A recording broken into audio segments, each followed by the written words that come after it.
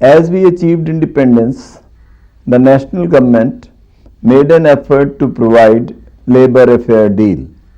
And as a result of the efforts of the national government, what we did was we tried to restrict the hours of work. We introduced what is called as 48-hour week. We introduced Sunday as a holiday for labor. We also introduced minimum wages. Then the concept of minimum wages was replaced by the concept of fair wages. Scales of pay were fixed. We also tried to give leave, gratuity, provident fund, benefits to labor. An effort was made to provide housing to labor. In other words, labor began to be treated as a partner in production. The whole concept was that labor cannot be treated as a commodity to be used whenever needed and to be discarded whenever not needed. Labor had a distinct place in the organization of production. Similarly, labor was to be protected against arbitrary dismissals or punishment, and so came the Industrial Disputes Act, which provided labor an opportunity to plead the case and also imposed certain restrictions on the employer to terminate labor without sufficient and good cause. So, a relationship developed in which labor was given a dignified position. That was the effort of the national leaders. Even V.V. Giri, who was the President of India, was one of the most important trade unionists of the country who helped in the process of getting a fair deal for labor in the post-independence period. However, over the period, what we found was that certain distortions developed, and it was felt that the Industrial Disputes Act gave a kind of excessive security to labor, and in many situations it was found that laborers do not contribute to the extent to which they can to the productive process, and productivity fell. This was more obvious in the public sector, where laborers began to think loss is that of the government, not ours.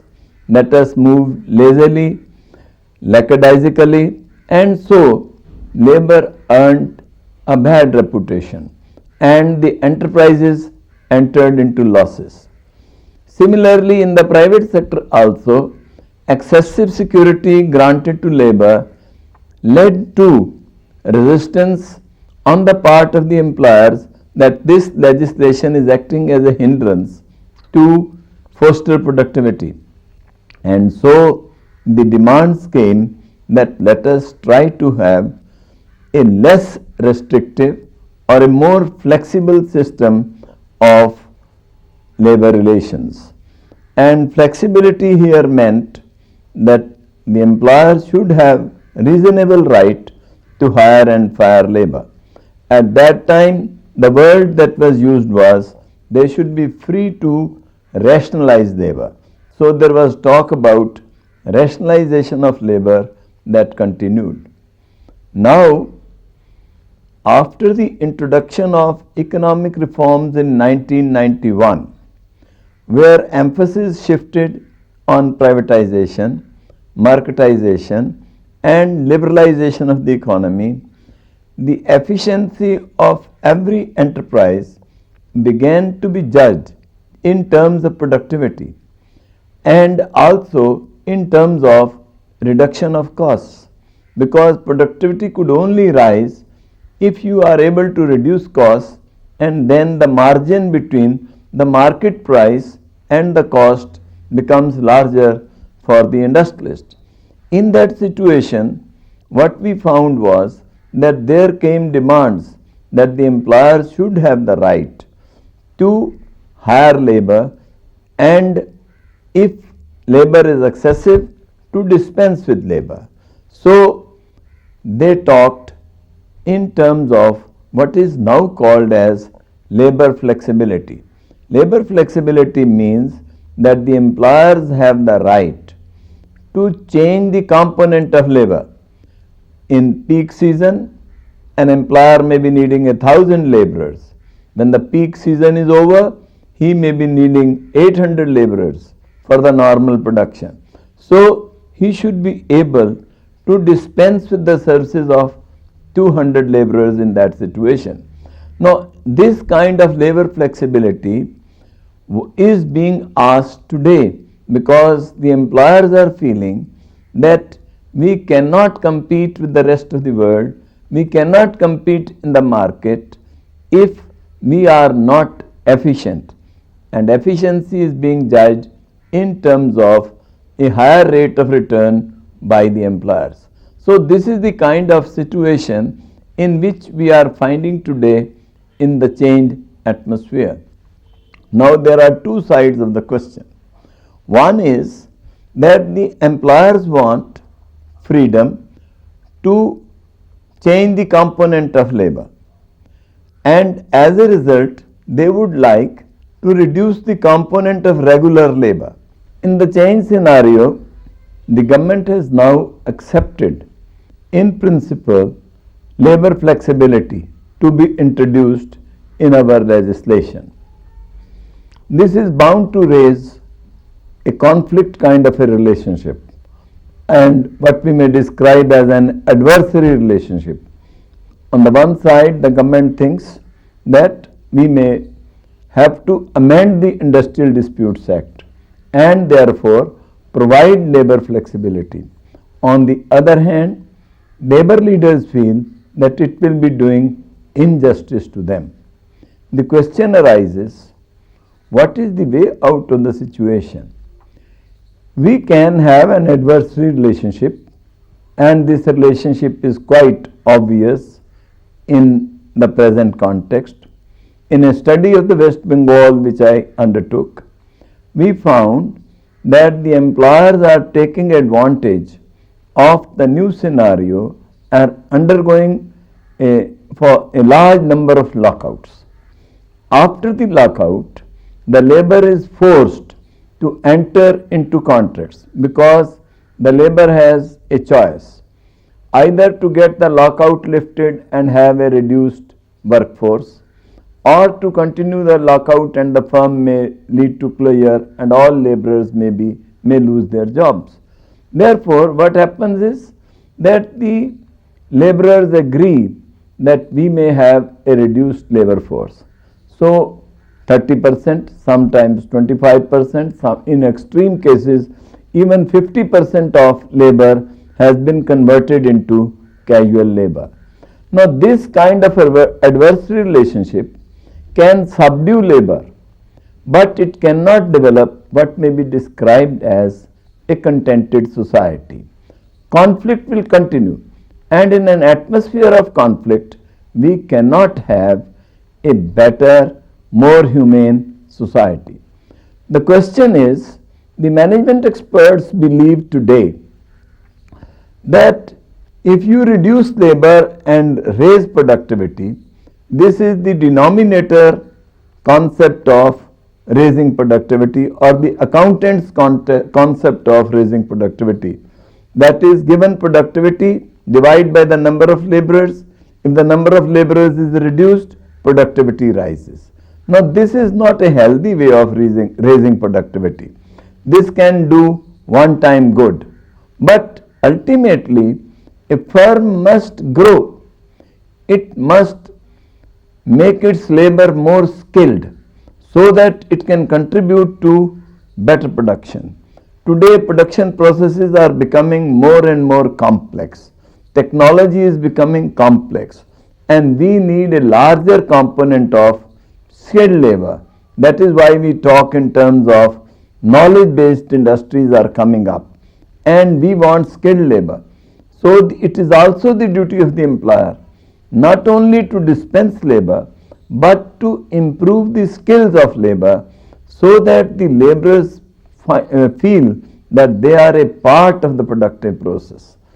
Unless this type of a positive approach is taken and labor is treated as a partner in production, we will not have a better and humane society developed in this country. Here I may try to point out that the Marxist concept, it has tried to bring about a conflict relationship, whereas Gandhi always emphasized a conciliatory relationship. Both labor and capital, they should develop a conciliation, and Gandhi's concept of trusteeship always impressed upon the capitalists. They are the trustees of labor, they are the trustees of the society, and they cannot ruthlessly suppress labor. Gandhi was appointed even as an arbitrator in a number of industrial disputes, and his awards were very much welcomed, and he was able to persuade both the employers and labor to come to a midway solution and try to understand the problems of each other and work a conciliatory approach. Unless we adopt a conciliatory approach, we will not develop a healthy society. So, let us not move the pendulum to the other extreme. That is, at one time, labor was having absolute security, and so inefficiencies crept in. And now we move to the other extreme, make labor as insecure as possible and exploit labor to the hilt. Neither this excessive exploitation by the capital is welcome, nor excessive exploitation by the labor of capital is welcome. So one will argue like this, that we have to make labor more responsive and capitalists more humane.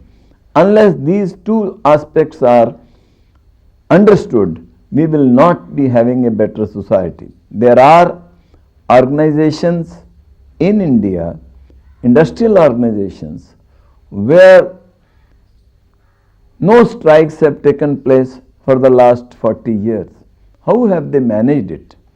Just because the industrialist developed a better outlook. He tried to pay fair wages to labor, gave them leave, gave them provident fund, built houses for them, built what may be called as quarters for them. And in that process, the laborers became part of the total system, and factories were developed as communities rather than only industrial establishments. Once we understand the factory as a community of labor and capital working for development, then we can develop a more harmonious, more humane, a better society where the interests of labor, capital and society, they can all be harmonized to move in a proper direction. This requires understanding of the problems of labor, development of better culture and ethics among all sections. In the new scenario, we have been overbending to welcome the MNCs. These multinational corporations are coming. They are buying over the small firms. They are trying to displace lot many Indian firms and then developing a nexus between big industrialists and the MNCs. This is evident from the mergers that are taking place. They are also trying to create a scenario in which labor is being downgraded. They are not observing any laws. People working in the MNCs go right at 8 a.m. and they come right at 8 p.m. This is a common feature. And since they are giving better pay to the senior persons, they don't protest against them. But if this trend becomes common, then it is going to affect laborers all over. Moreover, this is causing what is called as labor displacement or unemployment. In our country, during the last 8 years, the rate of growth of employment, which was 2.4% in the decade of 1980 to 1990, has come down to just 1% during the decade of 1991 to 2000. This is a very damaging scenario, and unless steps are taken to absorb more labor, to generate more employment, to forestall this trend, we will not have a better society in the country. Because ultimately, democracy will have to be judged in terms of providing a better level of living to all population and not to a select class or an elite group. It is in this sense that the change scenario of labor will have to be modified so that the goals of development, full employment, economic democracy, social justice, they get harmonized rather than permitting the MNCs and big industries to exploit labor in the way they like. This is very essential. In our country, there is lot of talk about amending the labor legislation to provide for workers whose services will be dispensed with. The government is bringing schemes like VRS, Voluntary Retirement Benefit. Now this implies that for every year of service, some pay will be admissible to the person who is retrenched. This is only to soften the resistance that is there towards the retrenchment and tell labor that certain people are willing to take VRS. Why do you stand in their way? But VRS is not a solution. George Stiglitz, Vice President of the World Bank, in his address to the International Industrial Relations Association, made a very telling remark, and that was, no safety net can replace full employment in a society. And it is this aspect which has to be understood. Since Stiglitz's ideas were not palatable to the World Bank, Stiglitz resigned his job in the World Bank. But he has left a very great message, and that is the reform process will have to be reformed, because ultimate goal of the society is to create conditions of full employment, provide dignity to labor if society wants to survive. Legislation has not been effective, and tomorrow we may go in for legislation to provide labor flexibility. That may become more repressive and again may lead to conflict.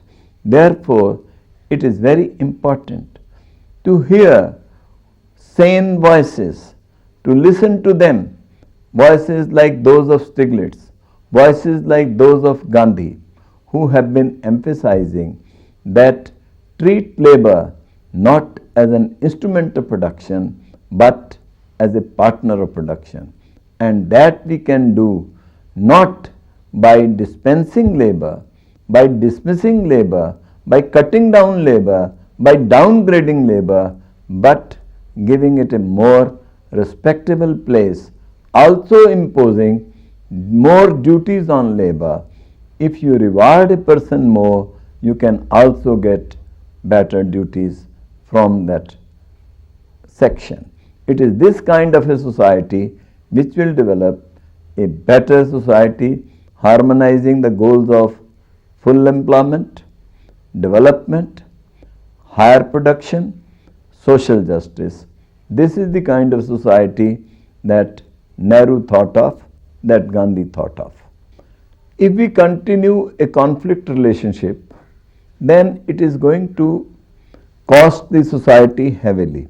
This may be called as the social cost of restructuring.